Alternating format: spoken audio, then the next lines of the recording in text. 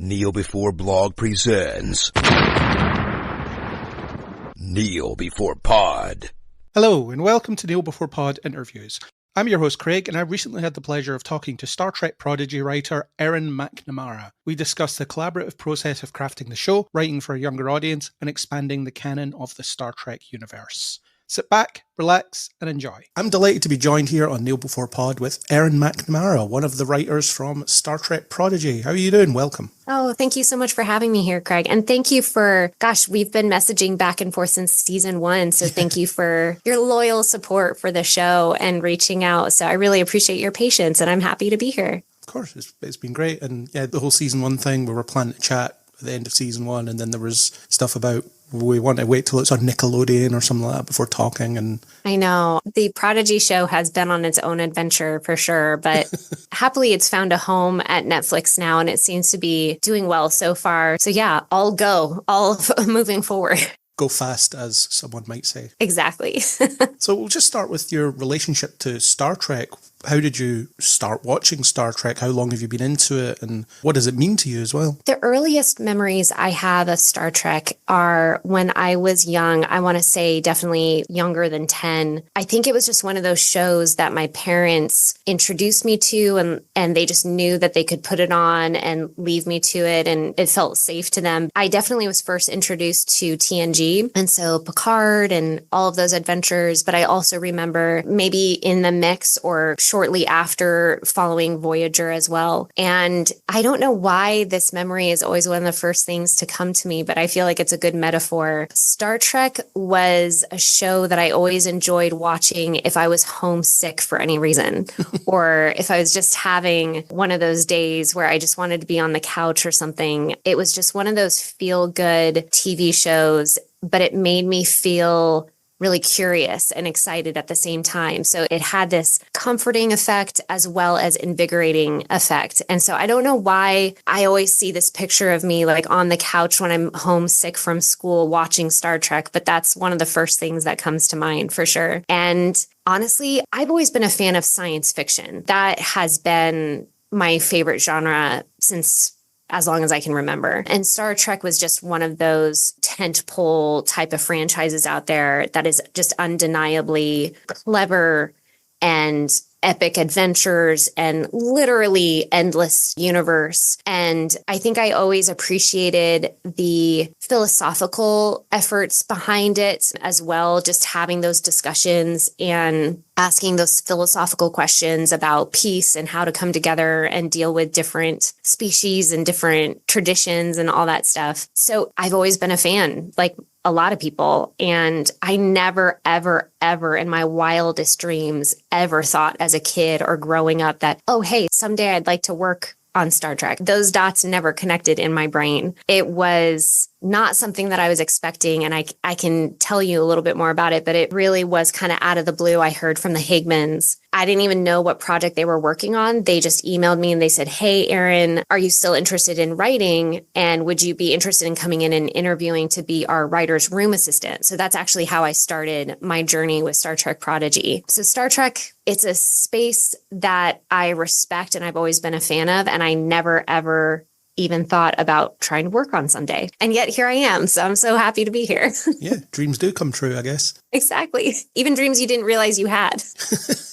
I'm similar. I don't remember my life before Star Trek. I was indoctrinated at a very young age, and then I stuck with it forever. And like you, it's a show or several shows where I'll just put on an episode just at random whenever I feel like I want to watch an episode. It's got so much variety out there, and you can just get lost in it for 45 minutes. Yeah. And as an adult, I really respect now, especially after going through this process with Prodigy. And one of the studios that we always had to be in communication with, obviously, was the company's Secret Hideout, who is behind all of the Star Trek universes. And I just really respect how the different people from the different shows, we all were trying to communicate and work together and support the greater Star Trek universe from the different angles and from the different adventures that everybody was spearheading. So there's a camaraderie behind the scenes as well. And I definitely think that carries over to the camaraderie that you see lifted up over and over on the show as well. Yeah.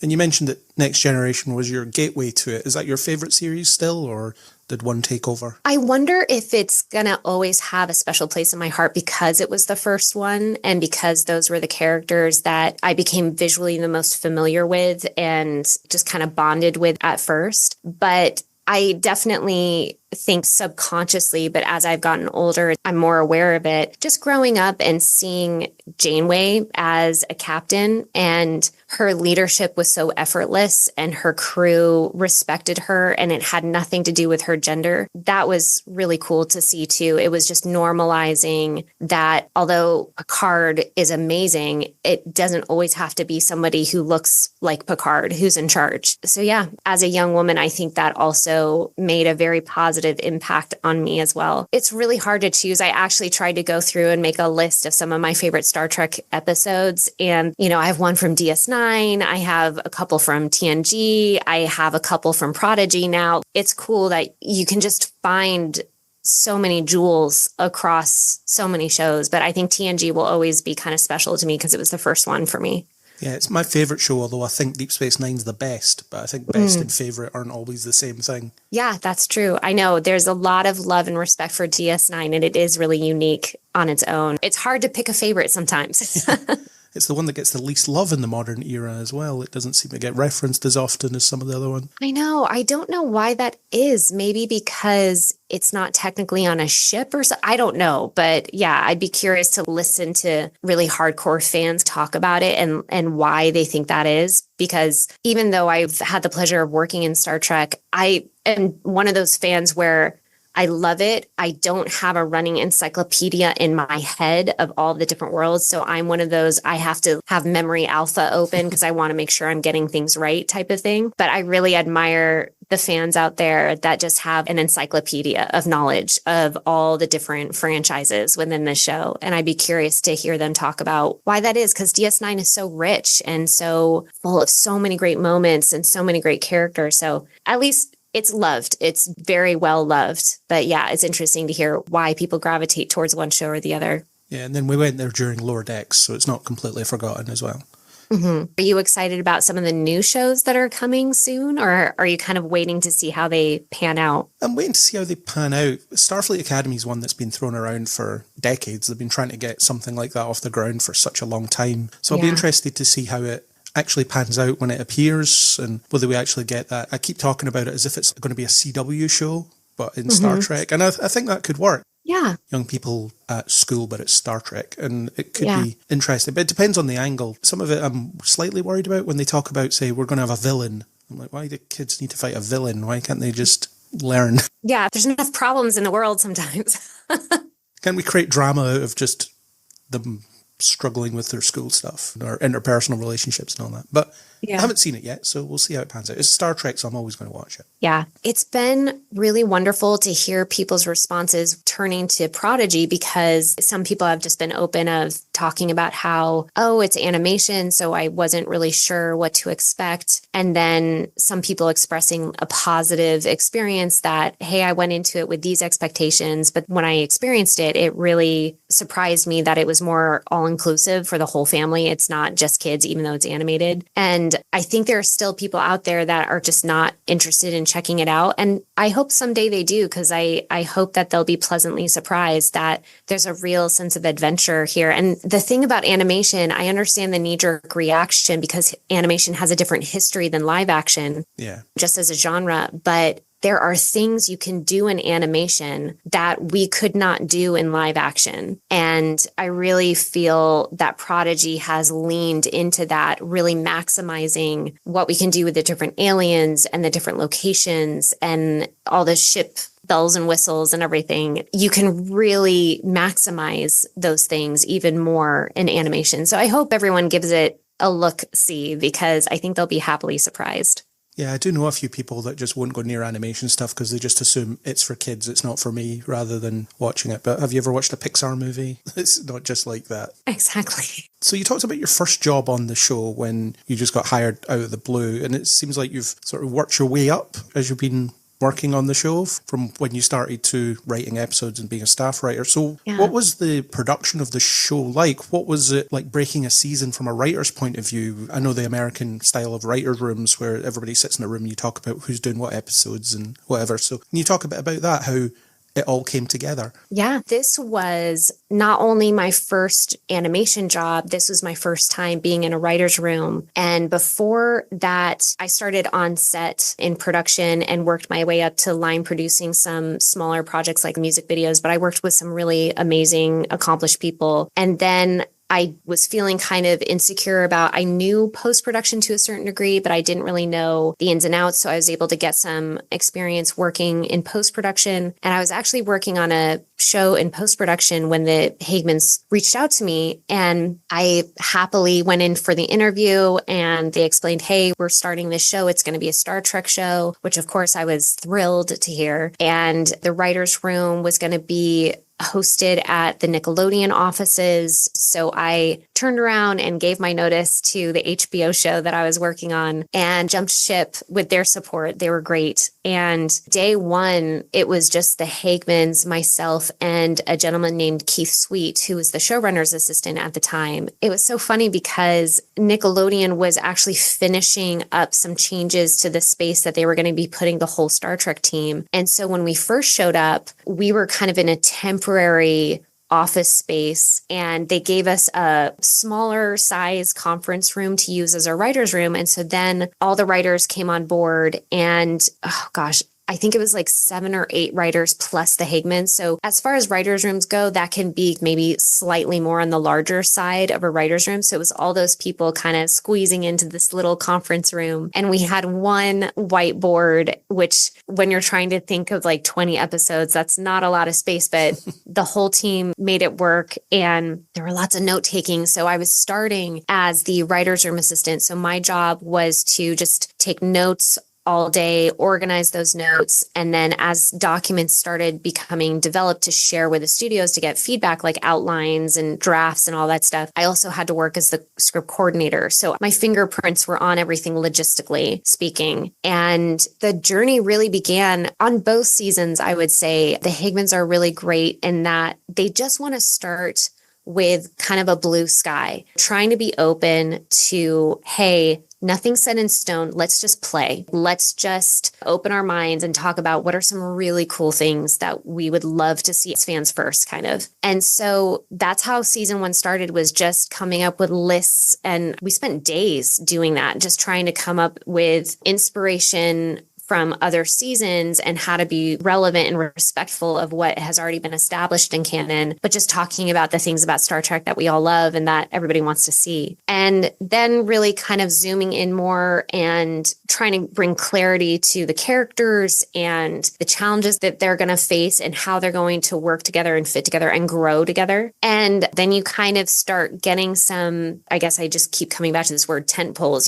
places where okay, that's where we want a midpoint. That's where we want the season to end. And the Hagemans are really great in having an idea of those major points that they want to hit. And then it's just a lot of ideas, pitching, clarifying, building on those themes that we want to hit with each character. And right off the bat, I've heard that some writers' rooms will start peeling people off to go write an episode right away. But an approach that the Hagemans did that I really appreciated, especially with my production organization background, is that they wanted to really talk more about having a rough outline of, okay, what's going to happen in the first 10 episodes, and then roughly what's going to happen in the second 10 episodes type of thing. And I actually remember we built an Excel grid to share with the studios that the Hagemans were able to kind of walk them through and say, hey, this is our overview of here's what the protagonist is going to do, the antagonist, and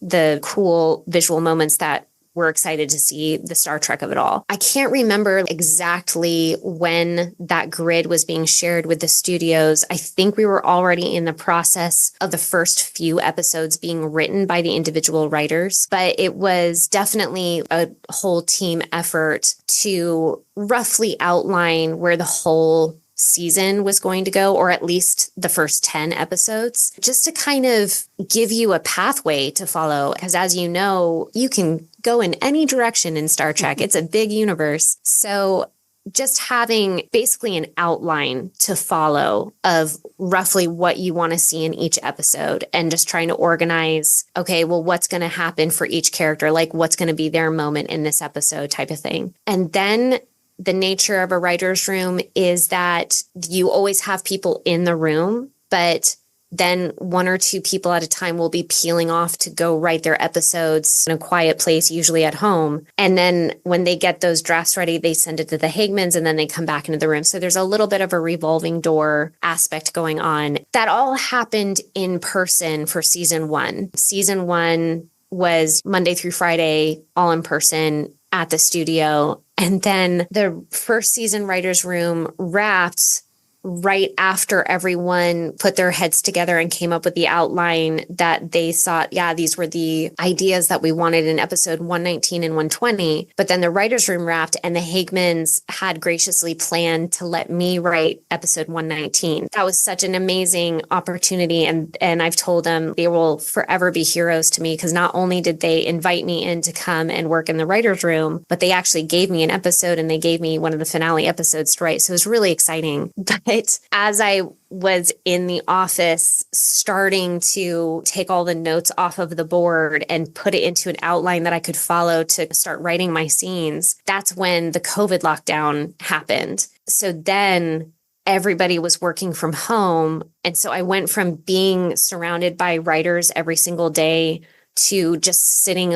alone in my tiny little apartment, starting to write my first Star Trek episodes. It was so surreal. And then from there were a couple times that we thought we were going to come back together in person for season 2, but season 2 was all done remotely. The writer's room in season 2 never had the chance to meet in person. That was all on here, on Zoom. I mean, I could go on and on, but that's the rough gist of it. I feel like I'm talking a lot because I could just keep rattling off about season 1 and season 2, but that's kind of the gist of it so far. Well, that's why you're here to talk a lot about these things. So I'm sure people will be interested to understand the mechanics of how all this gets from the first conversations to being in front of our eyes. I think it's fascinating to find the creative process. Remember when they released the Deep Space Nine documentary and they did a writer's room bit during that where Ronald D. Moore and so on sat there and they just broke the first episode of season 8 that they're never going to make, but they showed the process that they worked through in order to break that episode, and that was just fascinating. So that kind of stuff really fascinates me. It is. It's really fun. In my opinion, it always takes a village, regardless if you're talking about a writer's room or a post-production team or a production team on set. If you're in school and you hate group projects, you probably are not going to like the entertainment industry because you have a lot of talented people and there's a lot of independent thinkers. But at the end of the day, it's about people coming together and working together. And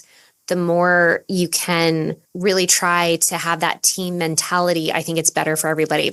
That's just my 2 cents. But yeah, the logistical side of it, my understanding, talking to other people who have worked in other writers' rooms and everything, it can definitely be customized depending on the project and depending on the preferences of the showrunners or showrunner. But basically, you don't just go from, oh, here's an idea and here's our Excel document kind of showing an outline, which, by the way, not all shows do. So again, hats off to the Hagmans for wanting to do that. I think that's a really great way of kind of painting the broad strokes for a studio so that they kind of know what to expect. But then you start with a treatment, which is more of a breakdown of the script, but it's in paragraph form. And then from there, you'll get notes. And we had, probably because this is Star Trek, but we had not 1, not 2, but 4 studios giving us notes. So we had 4 different groups of people taking a look at all of our documents and giving us feedback. Because you had Secret Hideout, obviously, they are the home base of Star Trek. And then you have Paramount, you have CBS, and you have Nickelodeon.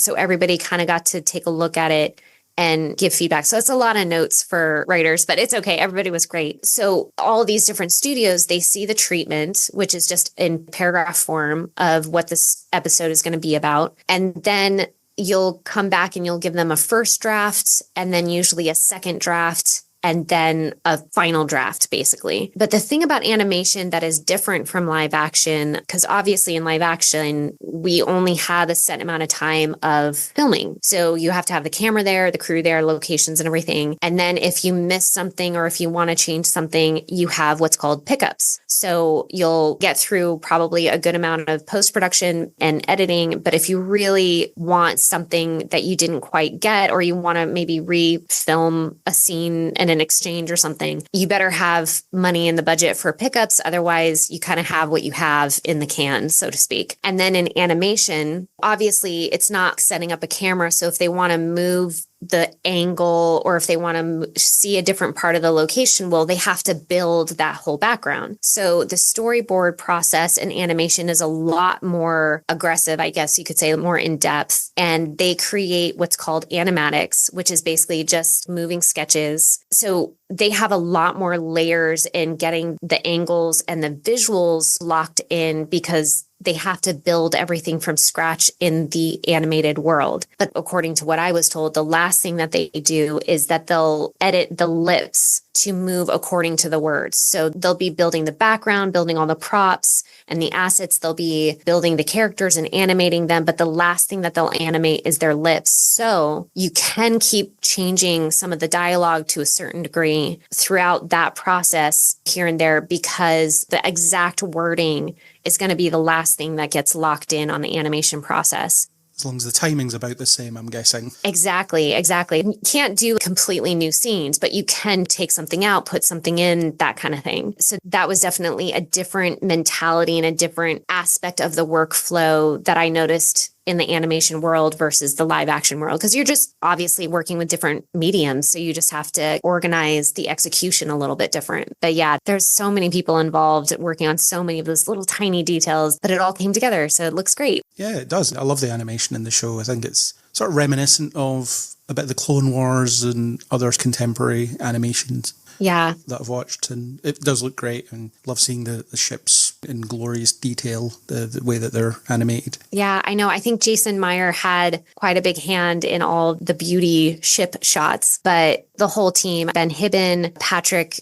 oh my gosh, Patrick, I'm blanking on your last name. I'm sorry. I'm so sorry. He can totally chew me out for forgetting his last name. But anyway, it was such a talented team of people creating not just the ships, but also CJ. She did such a beautiful job with so many of the action sequences. And in season 2, the battle between Essentia and Gwen, she really had a lot to do with all that action movement and everything. So many talented people working on the visuals of this. And I don't know if a lot of people know this. I'm sure it's been discussed by other people, but for the crew screenings, we got to go in and actually watch it on a big screen, like each episode on a big screen. And then, of course, they would spoil us with some yummy food, which was so fun. But we got to sit there and watch all of these. Well, I got to see some of the first animatics of the first episode. So that was so cool to just see the bare bones of these images, and then to see it come to completion was such a cool experience. But as we got farther into the seasons, the crew would come together and watch the completed episodes. And I mean, this show holds up oh so nicely on a big screen. I can imagine. It really plays well on a big screen. We joked about in the writer's room just using cinematic all the time, but it really is cinematic. It's beautiful. And you talk about the shift to remote writer's room for season 2. How was the shift in energy for that? Was it something that you slotted naturally into, or was there a bit of adaptation involved in changing to that way of working? For me personally, maybe there was a little bit of preparation coming into it. Generally speaking, it was maybe a little weird at first. I think there's a few variables. When season 1 wrapped, I had the pleasure of staying on full time between season 1 and season 2 because I was also working as the script coordinator. So it's kind of weird. I was the script coordinator on my own episode too. So it was a lot of sending emails around and getting notes and stuff. And then, like I talked about, because you can adjust the dialogue to a certain degree, the Hagmans were also still finding new things that they wanted to maybe tweak or adjust as those months went on between season 1 and season 2. So there were changes being done. There were voice recordings happening. There were adjustments being made. So there was a lot of continued movement with the scripts, just little changes here and there. And so I got to actually stay on between the first 2 seasons, and everything at that point was remote. Everything was on Zoom and through email and stuff. So that was weird. I think that was just weird for people in the world who were dealing with that scenario. But looking back, not to dive into the whole logistical thing that was for a lot of people, but just in the sense of doing a TV show and writers, some people I think prefer to be in person and just kind of feed off of that group energy. And then some people I think actually love being able to wear sweatpants every day and being at home and getting into a new routine. So I think just as a society, we were all reacting to this new structure of having to figure out how to work from home. But with technology and with Zoom, I think everybody was able to kind of adjust pretty quickly and be patient with one another as we figured out whatever software support we needed and whatnot. So I had several months of working remotely and talking to people on Zoom and sending scripts and making edits for voice recordings or whatever before the season 2 room started. So I think that kind of helped me get more used to it or more comfortable to it, if you want to say that. Yeah. I can't really speak for anyone else who had time off in between the 2 seasons and came in, but I'd be willing to bet that there's some pros and cons. That yes, it's nice to be together in person, but if we're talking on Zoom and really engaging in those hours, it's kind of nice to be at home and not have to spend time commuting, because commuting in LA is a thing.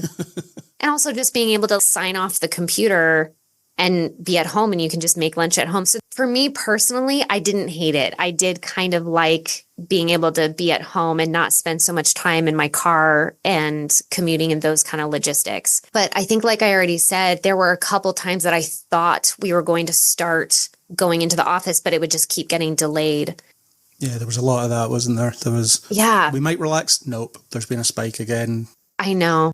Stay inside. Don't see anybody ever. I know. Hindsight is 2020. I'm sure that people would have done things maybe a little bit differently looking back. But when you're in the thick of it, everyone's just trying to do the best that they can and just trying to err on the side of safety and everything. So we had a writer's room for the better part of a year, and it was all on Zoom. And our group kind of structured it similar to some other people I knew and what they were doing in their show, which is we would sign on for a couple hours in the morning and then break for lunch and then come back in the afternoon. And so kind of breaking it up into 2 different Zooms was nice. And then if you were working on an episode or if you had anything else come up, you would just not call into Zoom that day. You would just be at home or wherever you want to be and be writing. So in that sense, the revolving door of a writer's Zoom, I guess, was kind of easier maybe in some ways, because it was just a matter of, well, who's logging on and who's not. And I think there were a couple of times when I was supposed to be out of the room writing, but then something came up. So I'd just be like, okay, I'll just log on. So that's way easier to just log into work and be in the room, so to speak, than having to be like, oh, okay, well, let me drive there. So yeah, it's interesting. Even though things are back to a quote unquote kind of normal, I think that a lot of rooms are still doing some kind of hybrid between some days meeting in person and some days being on Zoom. So maybe some good change came out of that kerfuffle. We have the technology to work remotely, and I think I'm one of those people that enjoys working remotely if I can, but I also do love being around the crew and being around people.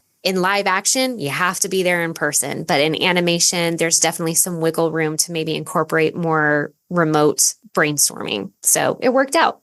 Yeah, you just gauge what's best for that day or for that week and then plan in that way. Exactly. Let's talk a bit about actually writing the show. So obviously Prodigy is first and foremost a kids show. It's designed for younger viewers. It's kind of a gateway to Star Trek, and I think the first few episodes are beautifully structured in that way. It's here's baby's first away mission, here's how the transporter works, here's all this. It gives you this kind of natural Janeway will tell you how Star Trek works thing, and it makes sense because the characters don't know much about these sorts of things. Yeah.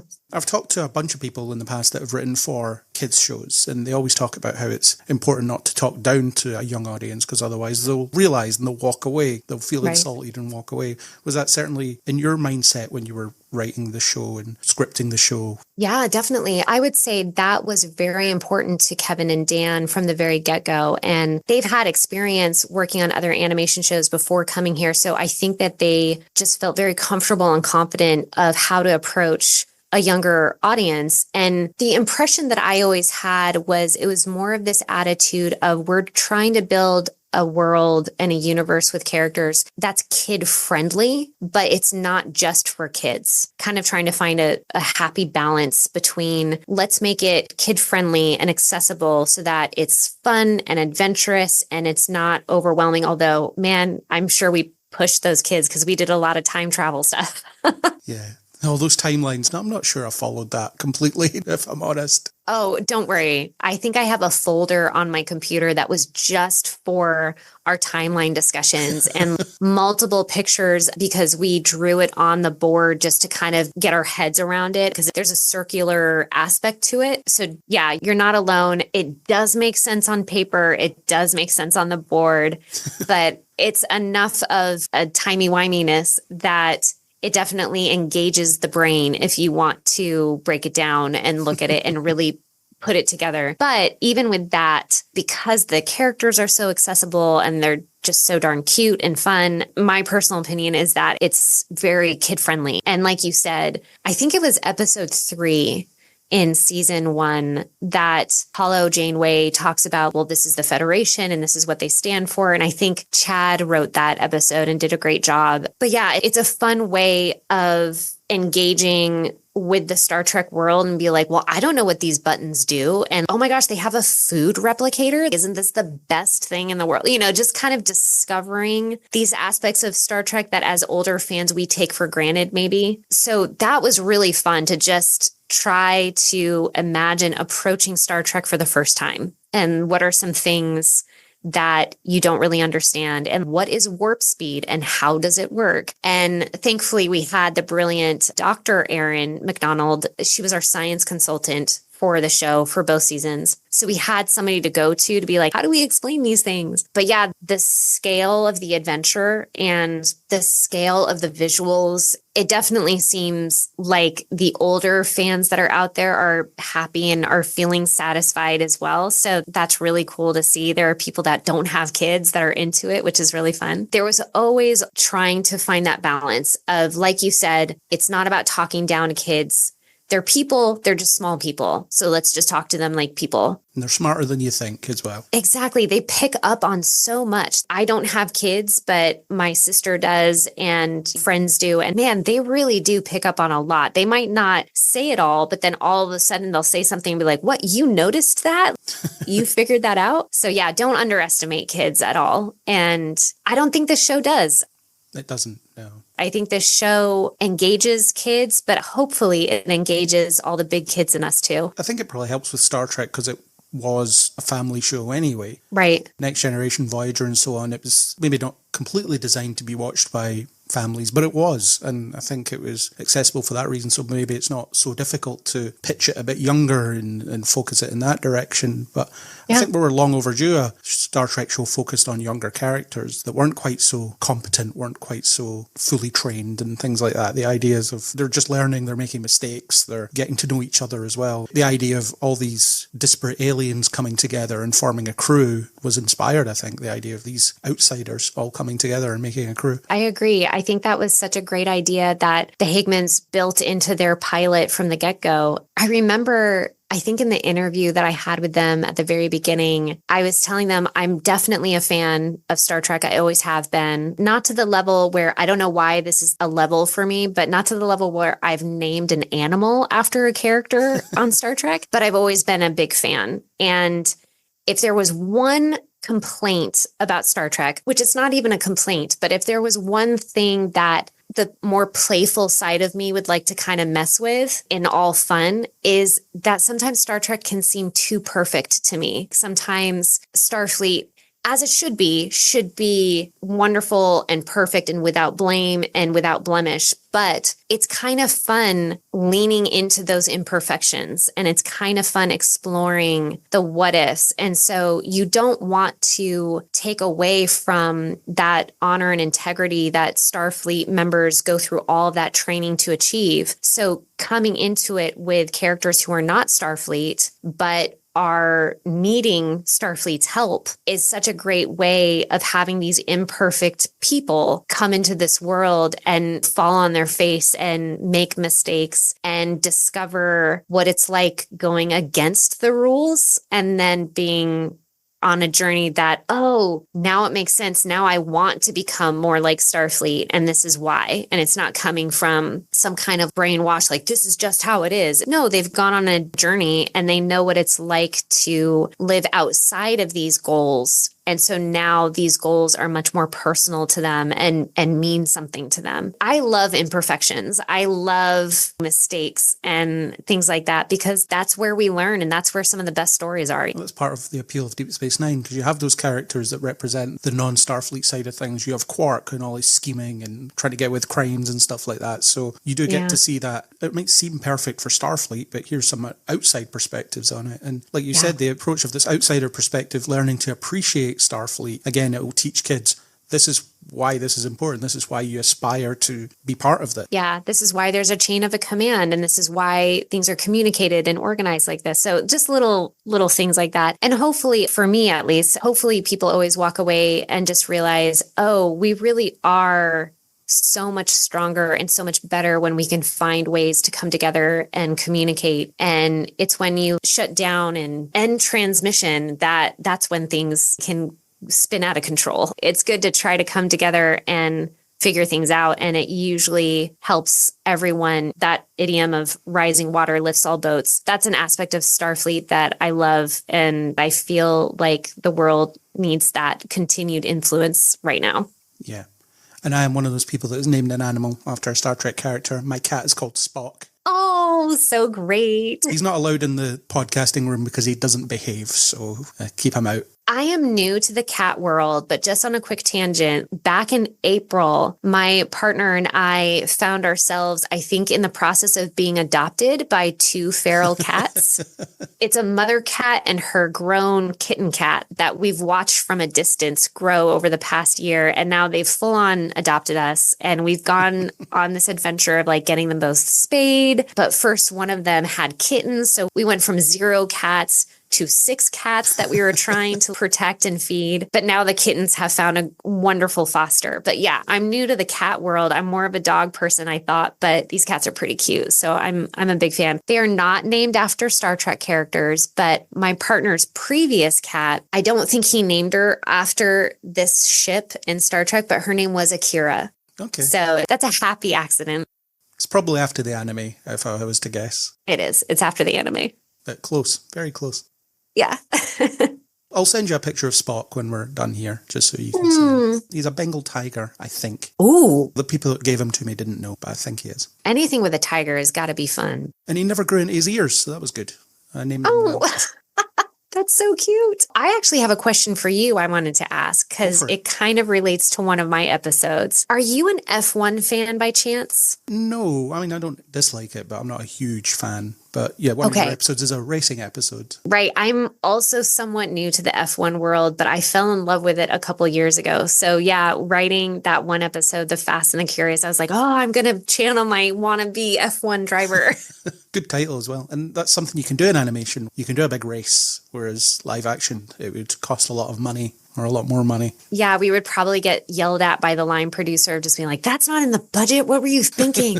That was so fun. And Ben Hibben and all of the directors and all the visuals, I just loved, whether people liked that episode or not. Anything that goes fast, I'm a huge fan of. And when they had those racers and then they lifted them up and pointed them vertical down into the start of the race course, I just got giddy. Well, we'll definitely get into some of what that episode was doing, because I do think it did some interesting character stuff as well. Yeah, it did. In terms of where it sits in the season and so on. One question I had was about the differences between season 1 and 2, because season 1, it feels like it's establishing a format of the 6 of them on the Protostar out having adventures and stuff. And then the finale completely upends that. It's gone. Your concept has been literally blown up. And then season 2, obviously we got the clip that was, I think it was at Comic-Con or something last year. Mm-hmm. You saw the Doctor and you got to see Voyager A, and it was teasing us to fight to get the show back so we could see what happens next. So it seemed like season 2 was going in a different direction. Although I do love how it still managed to be about as it became 7 of them with the addition of the new character. But the shift in format, that must have been an interesting thing to do, because a lot of shows, they live and die on their expected formats, don't they? Especially Star Trek, the idea of every week you're on the ship and they're off to do something else. You almost hit the reset button at every episode. And Prodigy was more serialised anyway, but I think season 2 was even more serialised. Was it a conscious thing to ramp up the arc storytelling for season 2? My personal interpretation is we just had some bills to pay, if you know what I mean. So season 1 did a great job of introducing the characters and kind of introducing us to this Prodigy world and introducing us to the Protostar. But like you said, we blew it up at the end. So going into season 2, when we all joined together on Zoom, and just like in season 1, there was a lot of encouragement. Okay, before we get into the nitty gritty, let's just step back 30,000 feet and let's just blue sky and talk about what we want to see, and nothing's set in stone. So there were some things that we knew we had to do, though. So we also had that list of, these are the bills we have to pay. You know, we have to answer what's going to happen to Solemn, what's going to happen to Gwen and Solemn, type of thing. It wasn't talked about in depth in season 1 because it wasn't going to happen in season 1. But I feel like I do remember Kevin and Dan always having a plan that we still had to answer who was going to leave their comm badge on the Protostar, because that's how it's discovered in season 1. So that was always a circle that we had to close. But again, they knew they wanted that to happen, but they wanted to give us the freedom to blue sky of being like, well, what if it was this character? And what if it was that character? But I don't think it was any surprise that it turned out to be Dal. But then there was also the timey-wimey of it all, because we opened a wormhole. We're doing this person in this time, this person in that time. So season 2, in my opinion, in my interpretation, we had to really open up the story arc and really go big, because we had really big things that we had to bring back together. We had to close that circle. What's that saying? The quickest way past is through, or something. Anyway, I had it written down when we were in the room and I remember bringing that up. But in order to get to that place of where the Protostar is back on Tars Lamora, the comm badge is in the right place, Chakotay's in the right place, you know, all this stuff. But then you also have to allow time for things to go wrong, because you don't have story without conflict. So I think because of all the bills we had to pay that season 1 set up, we had to really flex those story muscles of closing the loop. And once you're getting into the timey-wimey, I know that the Higmans from the get-go, they wanted to bring back Wesley Crusher. You can't have a show called Prodigy and not have the original Prodigy, basically. And so that was always part of the plan for season 2 as well. And when you're bringing in a traveler, man, that just opens up all sorts of cool things that you can do. So season 2 definitely stood on the shoulders of season 1, but season 2, I would describe it as had to reach farther, because season 1 set up all of these great questions and these great problem-tunities that we had to solve in season 2. And we got to bring in all sorts of fun, great characters. And then, oh man, some of the locations that we got to interact with. But with all of that, it was also important to Kevin and Dan to make sure that there were episodes where we were having those Star Trek adventures, you know, those one-offs, like the Fast and the Curious episode. That was like, oh, we're going to have an episode on a planet and we got to get off this planet. And what's the problem? Let's take a break from the arc for a couple of episodes and just do some Star Trek stuff. Yeah, try to find a happy balance again. I'm sure you can't really please everyone, but hopefully we had enough happen throughout the season that everyone got a piece of what they were looking for. before, and got to scratch some kind of itch for everyone. One thing I loved in season 2 as well was the acknowledgement that they were part of something that was much bigger. They were on a ship that had 800 people on it instead of just the 6 of them like they were used to, and they got separated out into different departments, and you had Dal frustrated because he wasn't immediately put in charge of something. It's no, you have to work, you have to study, you have to learn your craft before we'll let you have any responsibility. That's what you've signed up for, I'm afraid. I like that. And again, you're teaching kids, you have to work hard. You actually have to put the effort in order to get somewhere. I know. To do all the fun stuff, sometimes you have to do some quote unquote boring stuff to get there. I loved those shots in season 2 where you got to see the beauty shots of the Protostar and Voyager, because you got to see the size difference. And you got to understand that this class of ship is so much bigger and has so many more people on it than our itty bitty super fast Protostar. So that was a great thing to show as well. But then also Essentia's ship. I think one of my favorite shots also from season 2 was, I think it's in episode 15. I'm pretty sure. Maybe it's episode 16. Anyway, those two kind of blur together for me because it's such a big 2-parter. But when Essentia's ship is coming through that time barrier and the claws of that huge ship are breaking through, and then you see how small the Voyager A looks compared to that. I just love that. Yeah, I love scaling these things. I love to get a sense of where everything is and how big everything is and all that. There was stuff reported about how Voyager A was originally supposed to be the Enterprise with Janeway in command. Is that true? It was definitely an idea that was being floated around and talked about, but I think the Hagemans and even talking to Kate Mulgrew and the powers that be, I think everyone, not with any difficulty, kind of moved away from the Enterprise and moved towards a Voyager ship. So, when things change, but then they change to something you're like, oh, yeah, that makes so much sense. That's probably what it should have been all along. That's how it felt in my head, because it's like, well, yeah, it's Admiral Janeway. That makes so much sense that it's the Voyager A. So there was conversation. There was poking around a little bit to see if Enterprise was on the table, but I think it landed in the right place. I think so. It just makes sense that Janeway would be in command of another Voyager. Yeah. If it was the Enterprise, I'd be like, that's weird. And then another thing I liked as well was the approach to the legacy characters. In a lot of franchises, I have issues with the whole, we're not letting this thing move forward. We're just in this loop of, we're going back to the older characters and keep bringing them back and keep forcing them into new adventures. But in Prodigy, they were always in a supporting role. Janeway and the Doctor and so on were always enabling the younger characters, but they were never doing anything for them. They were never taking over for them. And any agency of the plot really was managed by them, which I really liked. So I never felt that Janeway and the Doctor and so on were intrusive in the story. I'm guessing that was a conscious thing to, no, this is their story, but we have these other characters helping them along with it.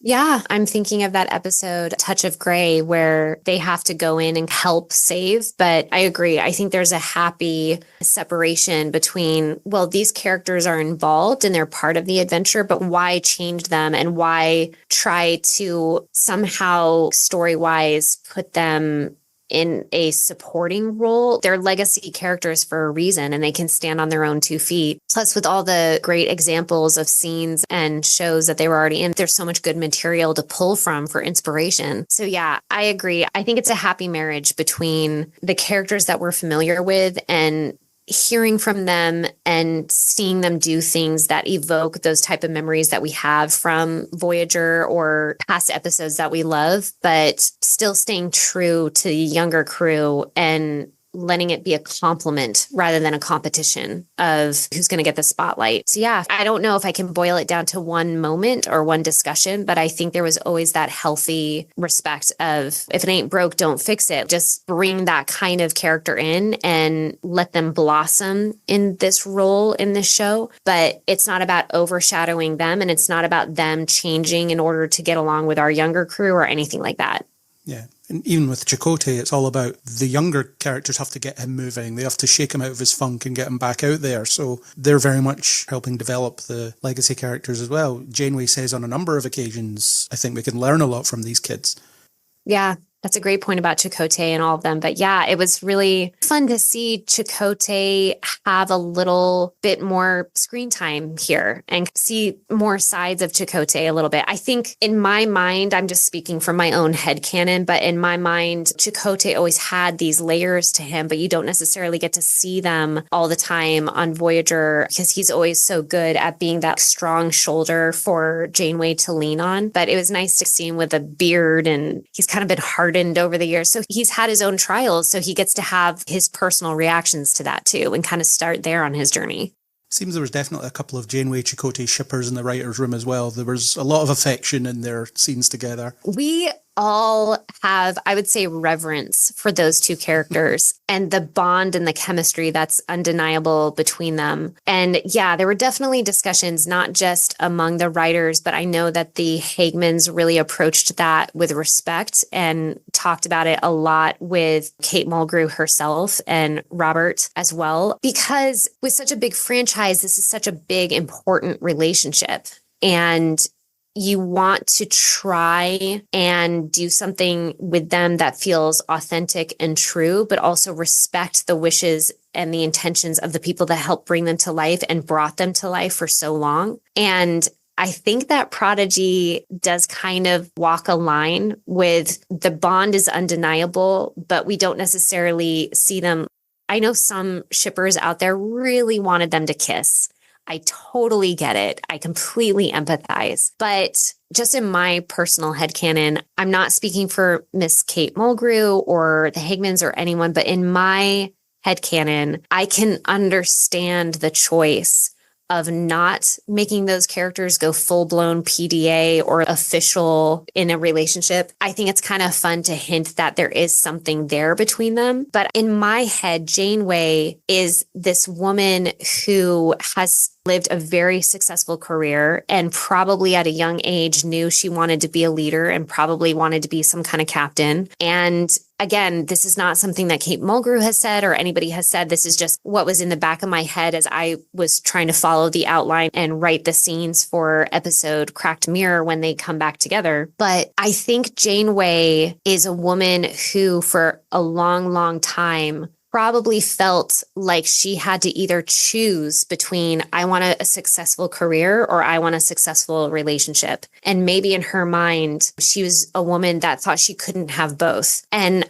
I empathize with that because there's an element of that attitude that I think I have felt in my life, and I don't feel that way anymore. And I can't speak for men out there, but I definitely can speak for some of my female friends in feeling this tension of, well, I really want to be a strong leader and have a successful career, but I feel like I have to choose and that I either have to go for a career or a relationship. And if I have a relationship, it's going to weaken me in my career or vice versa or whatever. And I'm not saying that's right or wrong. I'm just saying in my headcanon, my personal headcanon, I can see Janeway as being a strong woman who thought while she was the captain of the Voyager that maybe having a relationship would have weakened her position in some way. And now she's older, she's an admiral, so maybe they're willing to explore a little bit more, but I understand having respect for a boundary there. And that maybe Janeway will never be comfortable being official with Chakotay. Maybe she does love him, but she doesn't feel the freedom to really give herself to that relationship. And I know that's unsatisfying for a lot of shippers because they want to see it. They want to see it manifest.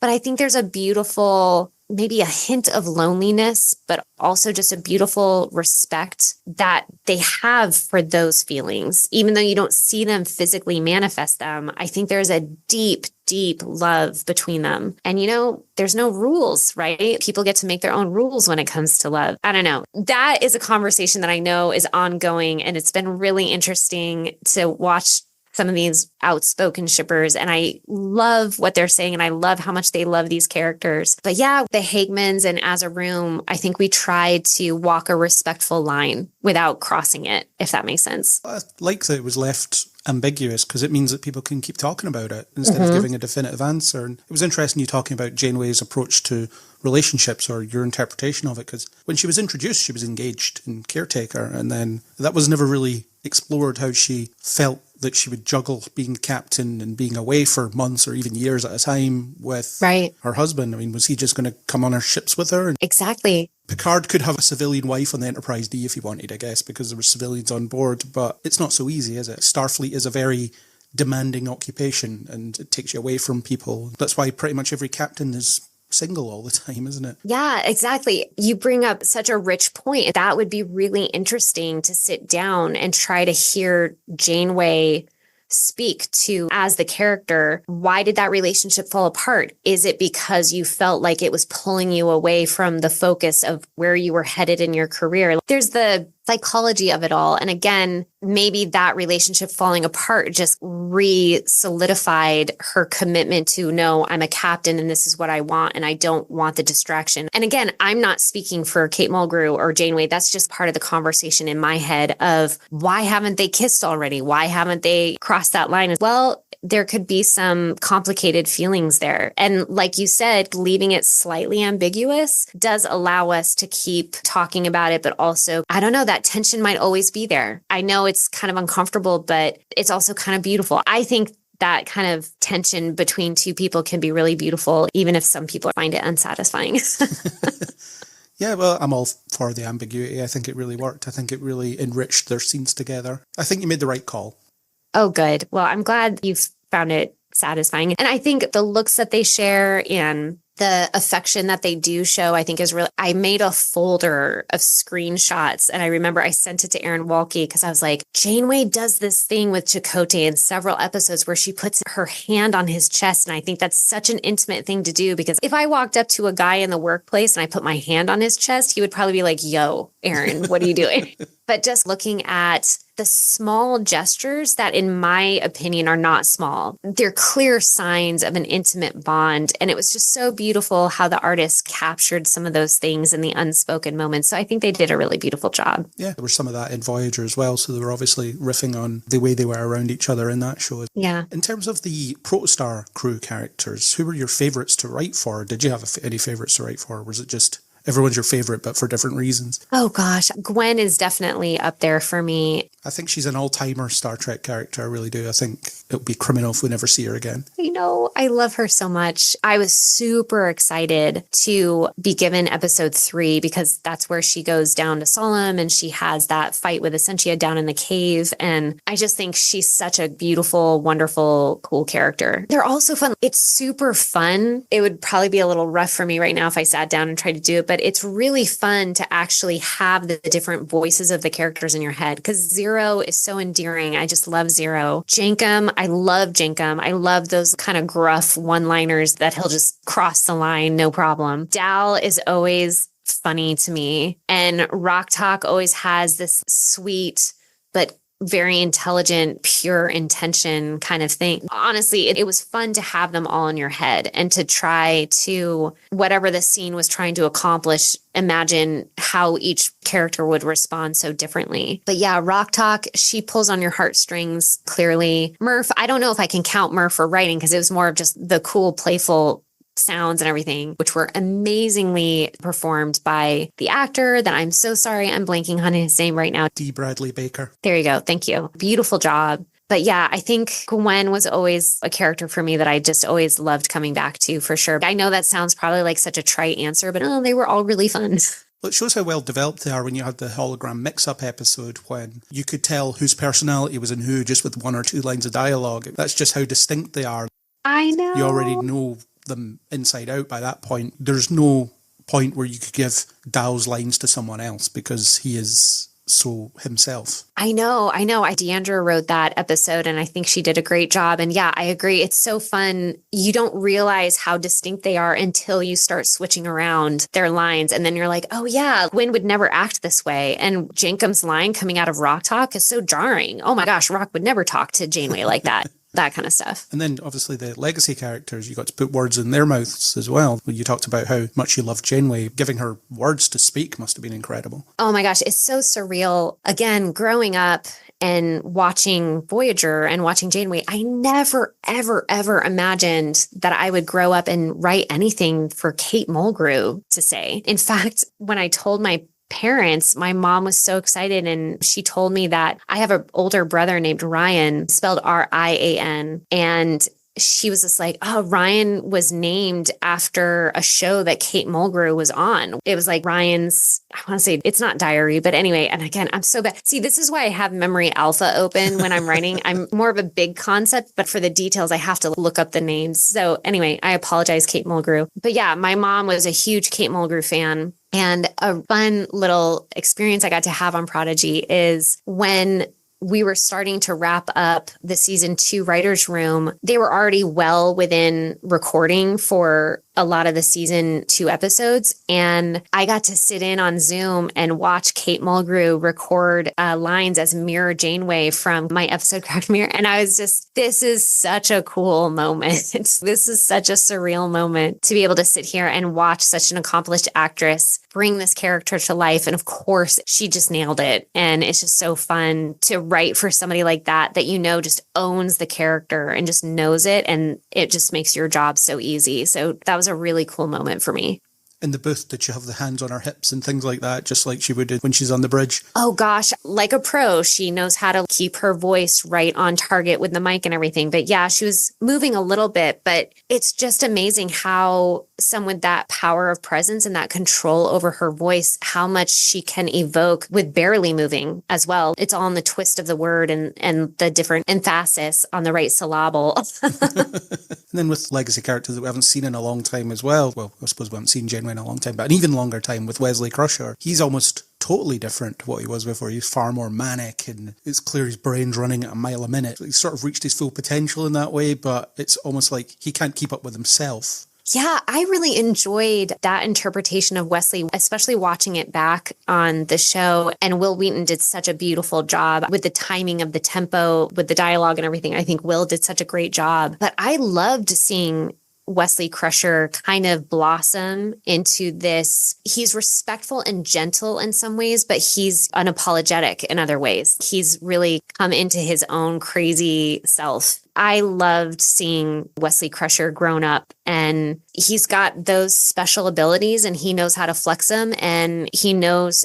how to fight for intervening basically when he believes that it's the right thing to do. I remember seeing him when I was little, and I think in my memory, he was much more of this timid character. So to see him as this grown character where he's not so timid anymore, I loved that. I thought he did such a great job. You mentioned timey-wimey a bunch of times. Is there conscious Doctor Who influences this season? Because Wesley is a bit of the Doctor, and timey-wimey's even said in the show as well. Timey-wimey, I think, is just kind of in the cultural jargon of it all. On one hand, and again, I'm not speaking, I don't know how the Hagmans or the rest of the room would respond to this, but on one hand, I'd be like, oh yeah, obviously there's influence because Doctor Who is such a huge part of our culture and a huge part of all of our psyches. As far as a conscious effort, I don't think it was ever officially, let's make sure to make it like Doctor Who or anything. It was just such an easy compliment of when you have Wesley and he's got a bazillion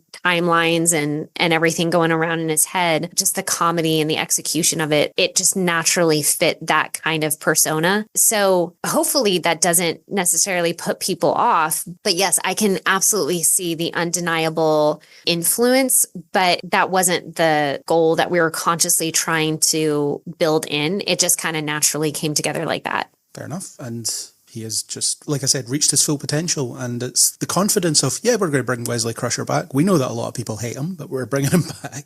Well, I doubt that those two franchises would ever be game for it, but how cool would it be to have a real Doctor Who, Star Trek Prodigy moment where they do interlock or cross paths or something, and they do have to work together to get out of something. But I'm sure that idea would be shot down. Well, they did a Doctor Who Star Trek crossover comic, and even in an episode of the most recent Doctor Who series, the Doctor does say, oh, we should go visit Star Trek sometime. So I don't know if they're consciously setting something up, but I would love to see it. Hey, maybe that'll become canon. Maybe. So, episodes you wrote Supernova Part 1, and what a first episode to get, the penultimate episode of the first season.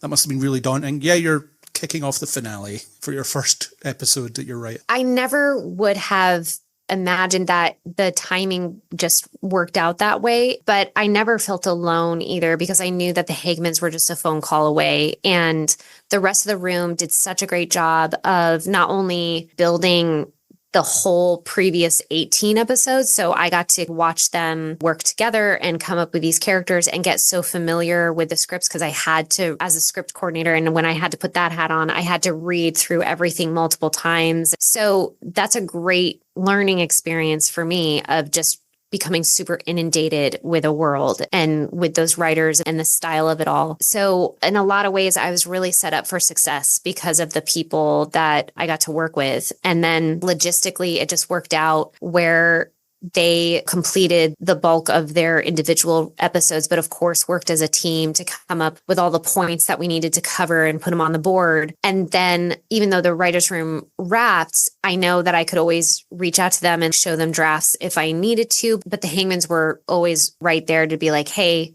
we're here, just dive in and go for it. So I really, really appreciate the opportunity to just ignore the world for a while and dive into such an epic episode. And then, just kept sending it through the normal draft process with the Hagmans and get their feedback and kind of move some things around or try maybe cutting some things or adding some things back in or whatever, because so much happens in that episode. But it was pretty awesome to be involved with such a action-packed, and I just love battle scenes. It was really fun to write those segments with basically the dog fights of the ships that I'll reference it as, but then trying to find those little character moments and any kind of nod to previous Star Trek episodes too was really fun. But it was a hefty episode to jump in, but it was really fun.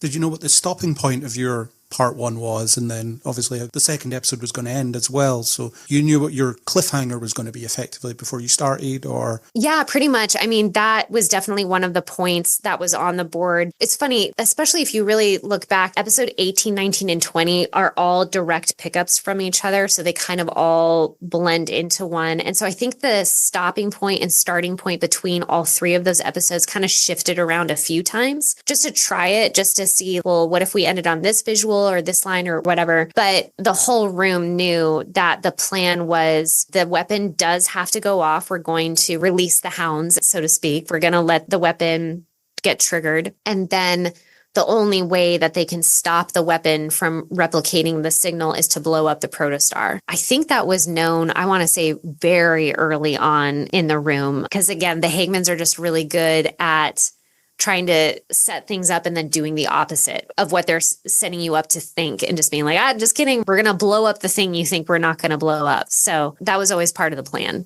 And you got to write Gwyn's big speech as well, her big "we need help" speech. Yeah. It's a great speech. It really is. I think it's very inspiring and it's thematically relevant. What inspired you to write those particular words for her? Oh gosh, that was such a fun, again, one of my favorite characters, and just with everything that the whole room built together and just building to this epic moment of, her ability with language is going to come in and be this really beautiful tool to use at one of the most crucial moments. And just being able to see a character that we've seen, she always had a certain level of poise, but she started as someone that was trained to be against Starfleet and the Federation. So to be with a character like her that I think is naturally so strong and graceful at the same time, and then a person of strength asking for help, I think is a really compelling moment naturally, just in itself. So it was just reaching for that nice harmony of honest vulnerability. Hey, we need help, and we're not going to survive without you. And also reaching for the spirit and the heart of what the Federation stands for, and how the spirit of the Federation doesn't just affect the people who are in the Federation. It can also make a difference to the people who are not technically in the Federation as well. Again, I was really set up to succeed. That was such a great moment logistically for the sake of the plot. And so it was hard not to care about that moment. And you just have to dive in. And as far as logistically writing, I'm sure I wrote probably 2 pages worth of stuff as I was just trying to brainstorm of things. And then it just gets pared down more and more from there. And then, of course, Dan and Kevin put their touches on it. And the Hagmans sent the draft to the whole room so that everybody could chime in with any notes, which was normal because every episode, we didn't get to do a table read for 19 and 20 because the room was already wrapped at that point. But every episode, that was kind of our Friday routine, is that we would try to come in and sit down, and I would open up my computer and connect it to the big screen, and I would kind of live type as everybody would take different parts and we'd read them out loud together, and then come back to, okay, did anything bump for anyone? Can anything be plussed, or can a joke be massaged, or whatever? And so we would just kind of work as a team and go through the whole episode together. So it was still great to send it out and just see if anybody had any notes and everything. But yeah, that was one of those moments where it was just built in. All of those those things had to be touched upon in that moment. And it was just set up that way because of all of the previous work before 19. It must have been great hearing Ella Purnell's delivery of it when you finally got to that stage of seeing the episode. Absolutely. She has such a lovely voice and really great actress. I just watched Fallout not too long ago, and I'm so glad to see her doing well. I don't know her personally, but she just seems great and great to work with. So I wish her well for sure. Yeah, she's definitely reaching that moment, isn't she, where she's going to just appear everywhere. She's going to be in a bunch of stuff. And voice acting wise, she did Arcane as well. No, she's doing great. And she did a great job with Gwen. So we were lucky to have her. A couple of years before Fallout. So it's almost like you discovered her. Your show discovered her. Yeah. That sounds great. It sounds like a great way to punch everything up and make it the best it can be, really. And I think it is reflected in the final product. I think a lot of viewers, when they saw that speech, that's more a stop and really pay attention now to what's going on. Because, like you said, it's a culmination of so many things. Yeah. And especially it's a young, vulnerable crew that's not technically in Starfleet asking Klingons for help and asking anybody who can get the message who might not be part of the Federation, so they're protected from the weapon. It's a nice combination of different conflicting characters coming together. And that's always a really cool thing to see. And in season 2, your first, as you said, major episode was Who Saves the Saviors, the third episode. And many interesting things, but one of the more interesting things was how it's redefining the relationship between Gwen and her father. Although he is her father, but isn't her father because he hasn't ever created her in this timeline. Right. It doesn't stop him connecting with her, though. He just accepts her as his daughter. And I love the idea of second chances, about how if things played out differently, he's not such a bad guy, all that stuff. Yeah. That must have been the beauty of this timeline messing, is to get to revisit these characters and redefine them in very natural ways. Yeah, it's funny. I can't remember what episode in season 1 we were brainstorming for, but it had to do with a flashback, and it had to do with a younger diviner and younger Essentia. And I remember just thinking, how cool would it be if we saw the diviner? We hadn't picked the name Iltheron at that point, but how cool it would be to see the diviner was actually really in awe of Starfleet and was actually a fan of Starfleet and maybe even wanted to go with Starfleet when he was a young man. And maybe part of the reason why he became so angry is because something happened and his heart got broken and he wasn't able to go with them, or he wasn't able to explore outside of his own people like he wanted to or something. So I loved the decision to make Iltheron much more harmonious and just to have a much more pure curiosity and openness. And of course, the voice actor did a beautiful job bringing him to life as well. But just seeing Iltheron kind of more innocent, and before his heart gets broken, before he becomes bitter or angry, and how kind of a man he can be to his own daughter and how he's willing to believe her. I feel like Solom could have its own spinoff. You could dive into that world and just dive into these really beautiful characters that the artist made. But it was nice to explore a different dynamic between Gwen and Iltheron than what we saw in season 1, for sure. And you knew it was possible as well, because if one thing was clear in season 1, it's that he genuinely cared about her. Yeah. He meets his end protecting her, so it's already in there, but just so much hate and bitterness has buried it. So here he is without the hate and bitterness, and you can nurture that side of him. I mean, that's one of the better things about a time travel story in that respect, is we can explore this other path that we never saw before. Yeah, it was kind of weird not weird, but fun in a cool way to, when I had to kind of put my writing hat on for those scenes and dive back into episode 3, I was like, oh, the last time that I was trying to put myself in the diviner and Gwen was on 19 when they were saying goodbye, and that fight scene where he gets hurt, and now I get to come back and they get to reunite, and it's in a different way. So it was just cool to interact with them on very different parts of the pendulum. And then Gwen being of Solom, but she's never been there, so she doesn't feel connected to the planet in the same way. She doesn't feel connected to her people, and it's the idea of, am I the outsider here? And it's something Essentia preys on as well, which I really liked. Yeah, kind of exploiting that insecurity that you might look like these people and you might know how to talk to these people, but the insecurity of knowing I didn't grow up here. What if they don't listen to me? And actually leaning into that and say, oh, that's actually the reason why Essentia claims that you shouldn't be listened to is because you're an outsider. And oh my gosh, the elders, if I could cosplay any costume, that would be it. The elders just looked so rad to me, but just loving that sense of this is a very proud culture in a good way, and they have such a history. And so Gwen coming in as kind of the newbie, even though she is one of them, I knew right off the bat when we were brainstorming, I just knew because they can glow, we have to have some kind of, whether it's an obstacle course or some kind of fight scene or something, we have to go into a dark world because it would be so cool to see that ability in their bodies maybe naturally evolved from they came from this place that was really dark. So that was a really fun sequence to sink into for episode 3 for sure. And it wouldn't be Star Trek if there wasn't some kind of ritual combat that someone could participate in. I know. There's all those combat. In another world, it would be fun to maybe just spend a whole episode there and have it be a whole journey of maybe different trials, like not just the battle scene, but, oh, you have to somehow commune with this element and then you have to solve this riddle and then you have to, some kind of obstacle. But for the sake of moving the story along and staying focused, it turned into this beautiful battle between her and Essentia. And I loved what the artist did with bringing those hieroglyphics on the wall. I didn't put that in the script. I was more focused on the gold element and what they were doing with their neuroflux to kind of shape the elements that they wanted to do for the fight. But I thought that they made the cave look so beautiful. So I was super happy with that. And Gwen fails as well, which is interesting. She doesn't win. Yeah. Well, she almost does, and then she gets almost erased from history, which would put a dampener in anyone's day. I know. She's so close, and then it's just like, oh, just kidding. This is the beginning of the season, so don't get too excited. There was a couple of times in the season, actually, where she was trying to climb something and then something stopped her. It seemed that she could just never climb anything. It seemed to be an accidental recurring gag. That darn phase shifting kept coming at the worst times. And that was great thematically as well, because Gwen is someone that is literally looking for a place in the universe, and then cosmic forces are suggesting that she just doesn't have one. Yeah. And just how her crew is fighting to keep her and everything. So it was a great challenge for her and a great sense of camaraderie to come around that.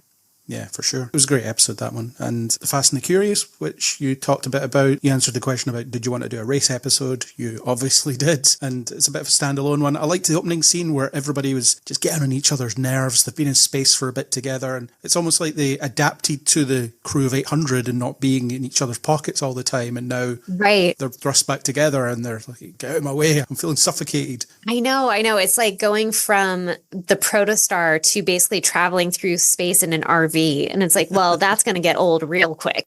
Yeah, that was a nice touch. And then, like you said, Jankum just saying the inappropriate thing. Yeah. I've broken the toilet. Oh, great. That kind of stuff. Yeah, I know. Got to get out of here quickly. It was really fun to just revisit the Borg technology briefly. And it was nice to see a Kazon because the Kazons were so important kind of in the backstory of season 1 because Kazons were involved in trapping our characters. But it was really nice to explore those aliens a little bit more. And then again, I knew the artists were going to bring that planet and the race to life and make it really beautiful and feel really epic. But then there was still time at the end to come back to the story and come back to the overall arc of here are these loom. What's this new villain, so to speak, I guess? Not really a villain, but this new obstacle. Force of nature. Yeah. And actually, my friend Matt, he did the sound design for Star Trek Prodigy. And I need to ask him to tell me again what the whistle's called, but this ancient, it's this special kind of death whistle, basically. And that's part of the sound for the loom. And I thought he did such a great job. But that was a nice way of having a fun race episode and then ending it on, oh, and just so you know, this problem is getting worse too.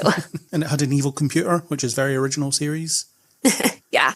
Need an evil computer to overthrow, and they did. Yeah, I got a little out of hand, didn't know any better. And Zero's sacrifice as well, literally sacrificing their mobility for the good of the crew. So again, that was important. Yeah, you gotta love Zero. Zero's so dear. And then it was a perfect setup for the next episode of like, oh, Zero is a Medusan. What if a Medusan could go into a different form? Yeah. And it feeds into the whole them feeling comfortable in their own skin idea that was playing out over the season. Yeah, for sure. That was a really fun storyline to have too. So even though it wasn't part of the main arc, it was part of the main character arcs. Yeah. Because there's a lot of conversations about what's filler and what isn't on television. And I think that anything that progresses characters forward in any way, you can't call that filler. Yeah. I don't mind stepping away from the overarching story from time to time just to do something fun and kind of get a breather. If some people prefer to, I just want to stay into the nitty gritty of the story, it's like, that's great. That's wonderful. And then I think there are people out there though that are just, but don't forget to give me the Star Trek adventures of it all. I want to go to these away planets and have a new obstacle to face. But I agree. It's really nice when you can also work in moments that are still progressing certain characters. So Zero having to get a new body to exist in was great. And then, introducing the loom. So there are these important elements that happened that did affect how things moved forward. But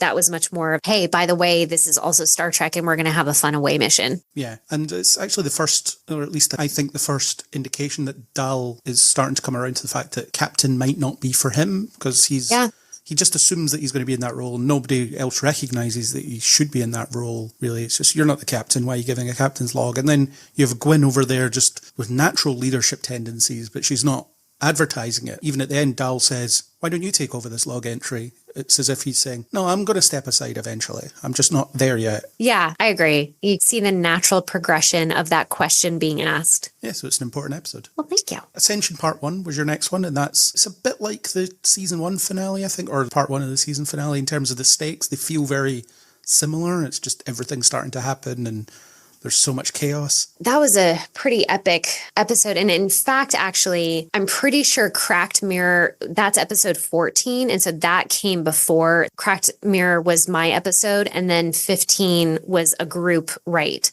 Okay. So the next episode that I worked on was actually episode 14, Cracked Mirror. And then I went right from that into kind of the group discussion. So it was kind of a divide and conquer type of thing for episode 15. IMDb is wrong on that one then. It credits use Ascension Part 1 as the main writer. So. Oh, I bet IMDb just hasn't finished updating all of the episodes. So it might be something where maybe I was added on to the episodes that I wrote. And so hopefully it has me down for Cracked Mirror episode 14. But episode 15 was a group write. And so I wrote part of that episode, but it was one of those things where we talked about it as a room.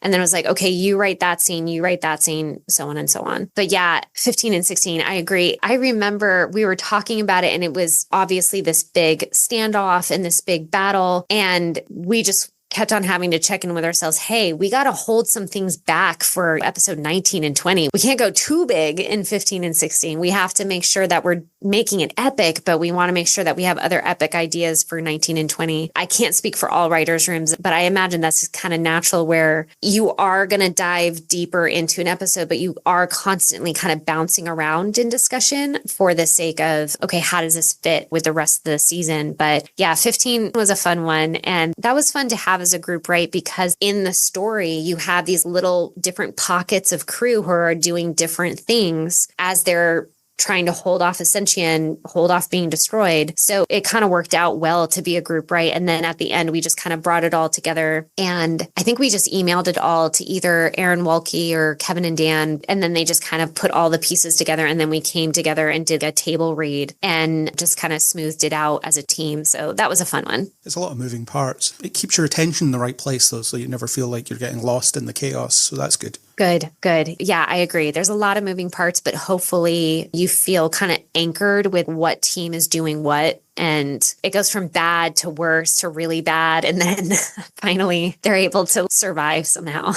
Cracked Mirror then, did you really want to write a Mirror Universe story? I was pretty excited about that one. That was definitely one of my top two. In the back 10, we had a rough idea of what the different episodes were going to be. And I remember when Dan asked us, okay, everybody tell me your top 2 episodes that you would like to have. I think my top 2 choices were, well, the Tribble episode would be so fun because everybody loves Tribbles. And then I also knew the Mirror Universe would be so fun. I love leaning into the dark side of things and seeing Mirror Janeway and Mirror Chakotay. I was just like, oh, I definitely would love to be a part of that. So it worked out. I'm so glad Keith got the Tribble episode. I thought he did such a great job with it. And it just worked out that I got the Mirror Universe episode, which I'm super glad I did because I loved it. And you've made it canon that the Terran Empire comes back in the Mirror Universe. I know. It's so great. Man, I did not write about how buff Janeway and Chakotay were in the Mirror Universe, but the artist definitely leaned into that. Yeah, the Mirror Universe is just insane and crazy and fun. And last time we saw it in Discovery, and they went a much more sinister, dark route. But I liked the return to the campy darkness that the original series did, because that's the fun of it. When you think about it, it doesn't make any sense. How would this group of people be together in both universes? It just wouldn't happen. But when you're just having fun with it, it doesn't really matter. You don't think about it. Yeah, I thought it was super fun. And if anything, it was just like, okay, JC shippers out there, here's a version that you can get as crazy with as you want. All the innuendos, all the chemistry that you need. So that was really fun. And then I remember laughing in the room when we were joking about how, oh my gosh, Jillian the whale, even the whales are evil. Yeah, and then Chakotay at one point was like, I've done this episode. I was in this episode before. I know. I definitely went back and rewatched that episode too. And that definitely helped influence us because we were trying to make sure that it's clear when Gwen goes through the different levels and goes into the different dimensions and everything. And it was just like, well, they already did that in this episode, and it was a very clear visual cue. So we just borrowed that again. And it was also really fun to bring in Okana. I loved Okana, even though he was just brief. I loved calling him Mr. Ponytail. And just having fun with brainstorming, if they made different choices, what would things look like? And it's funny, it didn't work out, but I had a whole Borg sequence written and ready to go. But because of some things that were happening with the other shows, it just didn't fit with the greater trek of it all. So it didn't work out, but you could just go in so many different directions if you start playing that game of looking back at what this crew did previously and be like, oh, what if they changed this one choice over here? And what would that do? I loved being able to write the episode with the Mirror Universe. And I definitely felt a little bit of trepidation with writing the episode where Chakotay and Janeway finally see each other again.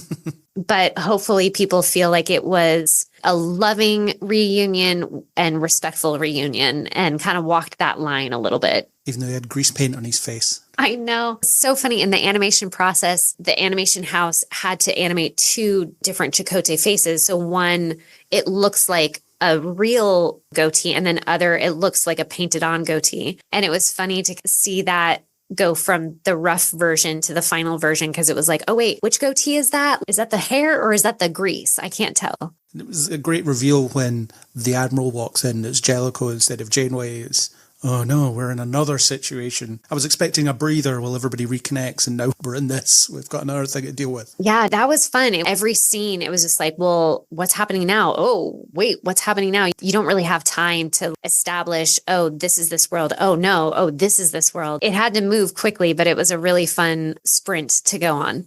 You only have 20 minutes. You're only going to be able to include so much. Exactly. It absolutely felt like they could be hour-long episodes, so it was a fun challenge. When you talked about being aware of the wider canon of Star Trek and what the other shows are doing, it's interesting that the ending of this one, it touches directly on the events of season 1 of Picard. Mm-hmm. We end with the attack on Mars, and I was getting pandemic vibes, actually. Something horrible has happened, and classes are no longer on. Nobody knows what they're going to do with themselves. Everyone's just kind of grounded for a bit, and yeah, I got a sense of the scale of this attack in a way that actually I didn't get in Picard, because I think with Picard it was a lot about his vanity that took him away from Starfleet. But in this, it gave you a sense of this screwed the Federation up. They were spread so thin, and obviously after the events of season 1 as well. Yeah, we lost a lot of ships in season 1, so we're still rebuilding ourselves. Exactly. I don't think we spelled out that last point over and over, but yeah, that's definitely a point of how this fits into the greater Star Trek universe. It's like, ooh, that weapon did go off at the end of season 1. It destroyed a lot of ships. And now we're at the end of season 2, which on the timeline butts up against Picard. And so the Higmans knew right from the get-go that they wanted to end at that point. And obviously it just logistically makes sense. And that's an interesting point that you bring up. Of it kind of helped the size of the event hit you differently. And I agree, just seeing the ripple effects of that attack rippling over different divisions of the Star Trek world is a really cool way of reminding everybody how big this universe is and that they're all connected. They all overlap. And major respect to all of the writers through all the years that have come together and tried to respect the timeline and try to make it all fit together logically. And it was really fun to just try to find a cool way to plug our show into the whole arc of it all. And if they do a season 3, we kind of roughly talked about some ideas, but I won't go into those and who knows what's going to happen. But it was a cool way to just remind people and kind of make it real for this young crew as well. What does this feel like for the younger generation kind of looking ahead and thinking that, oh, the adults have everything under control. And it's like, well, there's a few curveballs ahead and it's kind of pushing us into uncharted territory again. Yeah, well, that's what I was thinking with the pandemic comparison. It's the idea of people had their education stopped for a number of years, and formative years were spent indoors as well. It had this massive impact. And yeah, you have all these Starfleet cadets saying, well, we don't know what's going on. We just know we're not having classes anymore and what's happening here. And then, like I said, in Picard, you got his kind of self-righteous, how dare Starfleet turn their back on these things? And then in this, you get, oh, well, that's why. Jellicoe's explained it pretty well, actually. I understand why that tough choice had to be made. Yeah, that's a really good point. And I'm glad that came through. And hopefully that resonates with a lot of people out there. Because when you kind of spell it out, it's like, oh, yeah, that logistically just makes sense. We don't have the resources. We have to decide where those resources go. It's as simple as that. Right. It's not a heartless thing. It's a we only have what we have thing. Yeah. And then you still have, like in season 1, you have Janeway standing in a court almost just yelling that she wants things done. I know. Janeway knows how to be on the right side of history, so to speak. And yeah, it's a heavy reality to tie into the Mars attack, but it was also really great to see how the Hagmans and Erin made sure to try to end on a point of curiosity and hope. And this is a really precarious time, but there's still room to hope, especially for the younger generation. And the adults might have to go and get their hands dirty and deal with some stuff that are challenging, but the younger generation still can play a part and can still be a part of building a future that we all would prefer to have. I think they did a great job with those last couple episodes. Was there ever any discussion about having maybe a Patrick Stewart cameo at the end, or is it very much that certain characters belong to certain shows? I've heard that reported in places where it's like, Sivan can't be in Prodigy because she belongs to Picard or anything like that.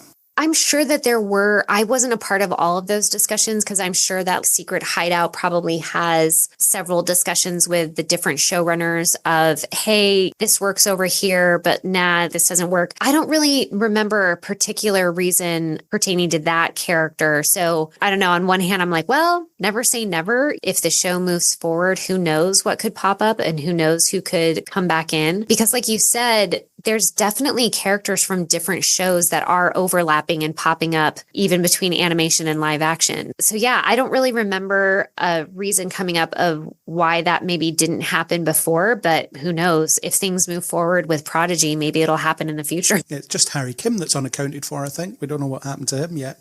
I know. That's a good point. Gotta bring him back. And B'Elanna as well, although she's mentioned, I think, in season 1, she's mentioned as building the Dauntless or helping to design the Dauntless. That's the thing. There's just so many people to pull from. There's so many cool storylines to pull from. So it is very much like kid in a candy shop when you're just starting, and then you kind of have to pick, okay, what's the strange attractor going to be? What's the thing that everything else is going to cover around, and what are we going to orbit around? So who knows if people keep supporting Prodigy, who knows if Netflix will decide to move forward, but it felt like a finale to season 2 for sure. But it also felt like there's possibilities that could open up if it does move on with the story. So I'm really happy for the whole team because I think everybody worked really hard and I think they deserve it. It closes off that story for sure. So even if it doesn't come back, it still feels like, okay, so we got closure on that story. Yeah. We have no unanswered questions about that story. And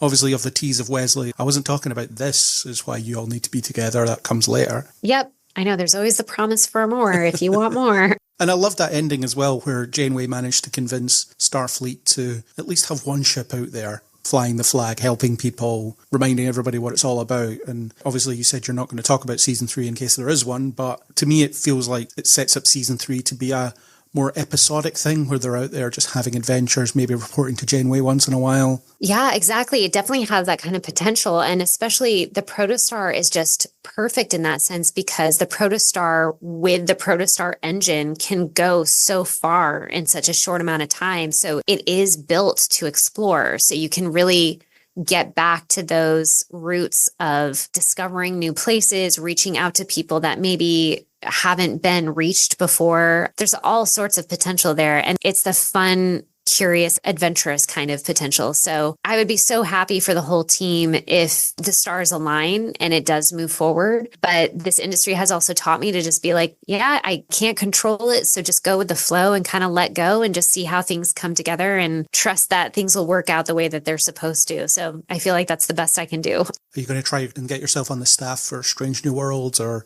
Starfleet Academy or anything like that? Oh gosh, that hasn't even come up. I don't know. Again, I never ever thought that I was going to be working on the Star Trek world. So I think this has taught me not to predict the future and just to be really grateful for the wonderful experience I've had so far. And yeah, we'll see. I guess we'll just have to go fast and be open to whatever opens up.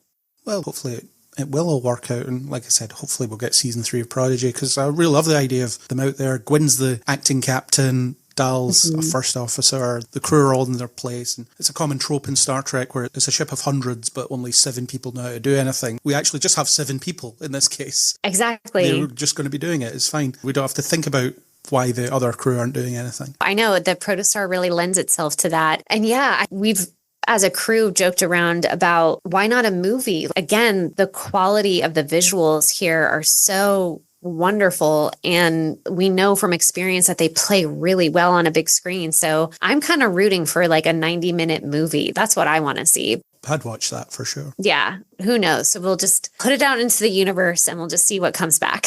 So what's next for you in terms of projects that you're going to be working on, or are you just between things at the moment, figuring out your next move? As a writer, your job is to be writing, whether someone is paying you or not. So over the last year, I've just really focused on writing projects that really speak to me individually. And so I've recently finished a couple things and I'm just in the process of starting to send them out to people and just see what might happen or what might come of that. They're both live action because that's just naturally how these stories came to me. But there's definitely some sci-fi in there and some stuff and things. It's been a really fun year of writing and just really leaning into the genres and the kind of characters that I love. So yeah, hopefully I can share them with some people who are looking.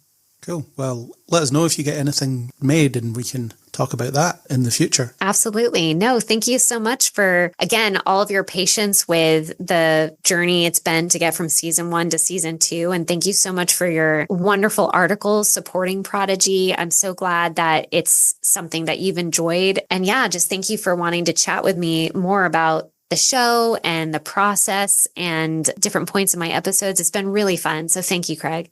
No, it's my pleasure. And I wouldn't write the positive articles if I didn't actually think that. I'm not that sort of reviewer. I know they exist, but I'm not one of those. I'm just honest about everything. Yeah, no, it's wonderful. So thank you. No, it's my pleasure. So last question then is always what we do here. And you were pre-warned, so you've had a couple hours to think about it now. If you could have any superpower, what would it be and why? My mind goes to having some kind of ability to heal people. I know that probably sounds like, oh, okay, Erin, you're just trying to sound perfect. No. But really, if I think about being the age I am now and then looking back, it's like, well, what do I wish I could have had? And I almost thought, well, oh, maybe time travel and I could go back and talk to my younger self. And I'm like, no, I'm so done with time travel right now. Let's take a break from time travel. But if there was a way that there was a superpower where we could either do for ourselves or do for each other and just help each other heal any internal wound, whether it's maybe a physical wound, but I'm talking even mental or emotional wound or whatever, just think of how much we could get out of our own way and how much we could just participate in the world in a way that didn't hurt and in a way that maybe even helped others evolve or helped push us forward. And I just love the idea of being able to snap my fingers and it's just like, oh yeah, that challenge that I thought was a challenge, it's not a challenge anymore. I'm not scared. I'm not angry. I'm not hurt or whatever. That probably sounds corny and it probably sounds like I'm just trying to sound like some kind of hoity-toity perfect person or anything. But in all honesty, how cool would it be if we could just heal the wounds we carry around and be able to step into what we want to step into and give back on a whole nother level? So I think something in there would be my choice of superpower. Never had that one before, so you've managed to be unique and well, there you go. Quite an abstract one as well. So cool. I keep on thinking of Professor X in X-Men, how he's able to just see into people and try to speak to whatever their pain is. Something along that line. So maybe not Professor X, maybe Professor E for Erin, but I don't know. I definitely know I wouldn't want to know what most people are thinking. Yeah, I know. That's a little scary. I agree. You want to be able to turn that off for sure. Yeah, because I hear what some people say and I just don't want to know what's going on inside their head. I know. But see, if we could snap our fingers and help them get over whatever is challenging them, maybe they would change. I don't know. Yeah. Well, that's a good one. I've never had that one before. I always like hearing new powers. Well, what's yours? What's your choice of superpower? Mine's is quite a conventional one. I'd quite like super speed because I quite like to see things, but I also want to get there quickly. So as I'm running past things, I would be able to look at them and be like, oh, that's nice. Oh, man, I definitely want that superpower sometimes is traveling from one side of LA to the other.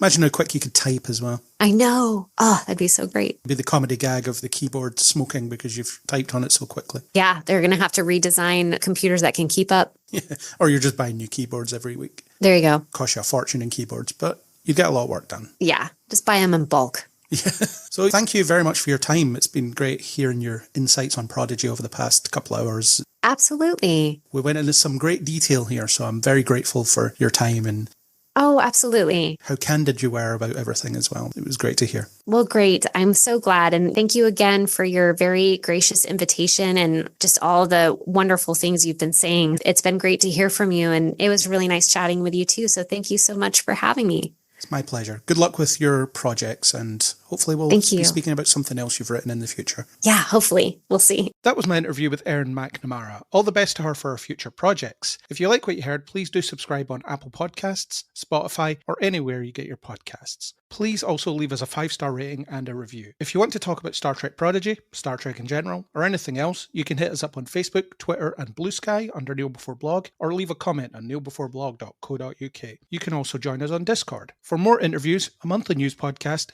and deep dive analytical discussions about your favourite nerdy things, you can continue to join us on Kneel Before Pod.